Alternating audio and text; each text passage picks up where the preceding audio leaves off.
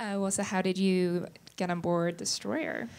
I actually worked with the line producer, Nate Kelly, on a previous project. It was called Hot Summer Nights, where we had to recreate Cape Cod in Atlanta, this landlocked, I know it's really silly, a landlocked city for New England. New England. So he brought me in and said, you know, I'm working on this great project with a director who I feel like that you're really going to gel with. And it's LA for LA, so don't worry about it. It won't be so hard. And I was like, Cape okay. Cod in LA. Yeah, I mean, it won't be so hard is kind of like what you should never believe. But so I met I met with Karin probably 2 days later, and we did hit it off. She's kind of like a sister in a way. Like we have very similar, I think, speech patterns. Like we're kind of, I really just wanted to help her bring her vision to life. And so that's how I got onto the project. And luckily I was, you know, when we first met, we really hit it off and started immediately going through visual references that I had collected and that she had collected. And luckily it was the same language. So, yeah. The film was shot all on location, correct? Yeah, it was all on location. It was about 70 different sets for 33 days and 2 bank robberies and a car crash, and it was a lot. Yeah, it was a lot. But was that Karin's vision from the beginning or something you guys discussed? Like, I think, you know, due to budget, I think that, I mean, I wouldn't say entirely due to budget. It's definitely, we needed to create a landscape for Belle to traverse in. She kind of goes all around the city trying to chase her nemesis, and we really needed to use practical locations. We wanted to find an LA that we hadn't seen a lot or before, and really go back into our memory and present day. We really needed to shoot in practical locations, and of course, it's kind of a neo-noir thriller character piece, but a lot of it is shot during the day. A lot of it's in her car, and so we really needed to kind of see the varied landscape through her travels. So a lot of it had to be location. because LA is basically a character in the movies. What was the scouting process like, looking for these deep pockets in the city that people don't normally go to or film in? It was a lot of time in the scout van, which I think that a lot of my colleagues will say the same. It's a lot of time talking and constructing the movie while you're in the van because you're forced to be together, and it's actually a wonderful experience. I mean, you're tired of the scout van, but luckily you have a very comfortable one, which we didn't. We had a minivan with a driver who was very sweet. It was kind of endless hours in the scout van, and then trying to organize people. You know, luckily we have smartphones now, trying to conduct a lot of business through that. Yeah, it was just a lot of driving. Did you have to alter any location majorly? We had a very small budget for this film. And it was so small, but I feel like everyone can say that for their own project, that everyone is budget constrained. We really had to focus our energy on a few big locations because we just had so many locations. If we spread the money out across all of them, it would have been really difficult to make an impact. So we had to choose. So a lot of like the bank. The bank was the 2 bank robberies, her home. Like we're hardly in her home, and it was the only time where we could actually see her private space. And so I felt like that it was really important to capture properly, and we actually put a lot of resources into that.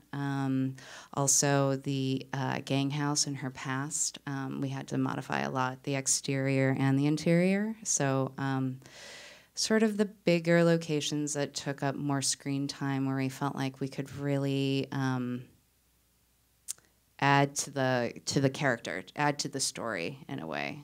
I mean, I hate to sound so like, so, but it came down to that. You know, I mean, of course, I would have loved to have touched everything, but some locations are a gem and they're perfect the way that they are, and they really have, you know, a voice and an emotional feeling to it that was perfect for the film. So I shouldn't say that I wanted to touch everything, but I mean, maybe as a which one designer. was your favorite that you were just like, this is perfect, just the way it is? There was a really, really terrible Chinese restaurant in Chinatown in LA, but it was beautiful. It had these lovely mauve tables and this pale yellow tile everywhere, and it completely represented our character Shelby, who's Belle's daughter.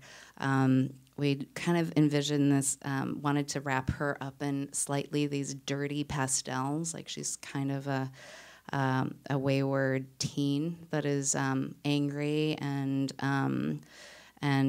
trying to assert her identity. But we wanted to kind of keep an innocence to her. So that $1 Chinese, like, we didn't have to do very much except for some signage and graphics. So. Like you were saying, she just is constantly on the go in the movie, just going from one place to the next, and often we're not in one location for very long, and we don't return to that location at all. So how does that affect you, if at all, when you're kind of designing the space? Well, I basically, as soon as we locked locations, and we were trying to kind of build this idea because it is all a circle, the way that the movie reveals itself. So as she progresses through the landscape and through her memory, it was kind of this idea that the landscape around her became more fragile and sort of fell apart around her because her character is also pardon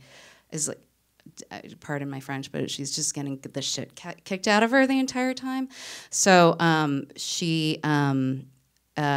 so that was kind of a driving point, and when we were trying to find the locations and trying to weave her arc through the landscape that we were creating, to try and find either spaces that felt more open, that revealed more of her, that made her feel more vulnerable, or interiors that were darker, a bit more enclosed, or other ones at the top that made her actually more powerful. So that was kind of what we had tried to achieve. Mm-hmm. Yeah. I kind of noticed that in the flashbacks with Chris, like, most of their scenes are better lit, because the aesthetic of the film is like harsh sunlight on her in the present, and then she looks terrible. Her skin, man. Yeah. And then a lot of the interiors they're darker, but even in the interior scenes with Chris, it's a warm light. So did you purposely want to place them in brighter surroundings, because he's kind of like the only good guy? The only good guy, yeah. It becomes like her love, her secret love. Like the emotional anchor. So definitely, and also in the flashback when there's a shot of him laying on the bed, and there's this beautiful light coming through the window, and the dappled pattern that was used for the sheet that was used for the window just created this soft, dreamy aura around him. And we tried to stick this sort of bright pinkish light near him that kind of would draw your attention. And but yes, it is to bring more of an emotional pull for Belle. Yeah. Was there any location you lost for any reason, or just couldn't get at all? I don't know if we lost. I don't actually remember if we lost anything, but I think what was really difficult to find were the banks. Our location manager, who was excellent, did La La Land, and so he found a very different landscape for La La Land, and this one was like a very messed up version of that. You know, the complete opposite. But he was on for a good maybe 3 months prior to me starting, just trying to find the banks that would give us the flexibility to do our action sequences. And eventually, like, he must have scouted over 100 of them, but eventually we went back to a location that is actually used for a filming location. So I think that at first we were very hesitant to use it, but visually it had the tone, style, the layout, everything that would help us actually create the gunfire sequence that was prescribed in the film. So I think that was kind of one very roundabout way. That was the biggest. It's like the centerpiece of the film. So. It was a centerpiece, and I think it was at first it was a very reluctant. It was kind of a reluctant buy, I guess. But then we ended up embracing it and making it our own. So, yeah. So what are you working on next?